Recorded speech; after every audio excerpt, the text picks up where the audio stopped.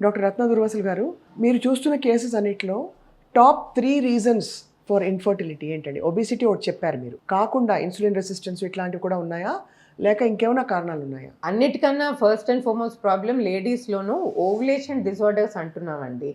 ఇప్పుడు ఓవ్యులేషన్ టైంకి అయిపోతే 12థ్, 14థ్ డే ఆఫ్ ద సైకిల్ మీరన్నట్టు వాళ్ళకి కన్సీవ్‌మెంట్‌కి చాలా మటుకు ప్రాబ్లమ్ ఉండదు. కానీ ఈ ఓవ్యులేషన్ అనేది ఇట్స్ ఎ డెలికేట్ థింగ్. అది ఈస్ట్రోజన్ అండ్ ప్రొజెస్ట్రాన్ బ్యాలెన్స్ ఉండాలి. పక్క నుంచి థైరాయిడ్ హార్మోను మిగిలినవన్నీ సరిగ్గా ఉండాలి. సో ఏ స్ట్రెస్ అయినా ఈ పీసీఓఈ, పీఎంఓఎస్ అంటున్నారు. ఈ ఎండోక్రైన్ ప్రాబ్లమ్స్ ఏదైనా సరే ఓవ్యులేషన్ డిస్టర్బ్ చేస్తే మనకి ఇన్ఫర్టిలిటీ వస్తుంది. తర్వాత కొన్ని కారణాల వల్ల ఏదైనా ట్యూబ్స్‌లో ఇన్ఫెక్షన్ వస్తే ట్యూబల్ ఫ్యాక్టర్ అంటాం. సో ఆ ట్యూబల్ ఫ్యాక్టర్ వల్ల కొంతమందికి ప్రెగ్నెన్సీ రాదు. ఇంకా కొందరిలో ఇద్దరికీ ప్రాబ్లమ్స్ ఉంటాయి. ఒక 30%లో కొంచెం స్పెర్మ్ కదలిక కానీ, స్పెర్మ్ కౌంట్స్ కానీ తక్కువ ఉంటాయి. లేకపోతే కొంచెం ఓవ్యులేషన్ డిసార్డర్ ఎఫెక్ట్‌గా ఉంటుంది. సో కంబైన్డ్ ఫ్యాక్టర్స్ అంటాం.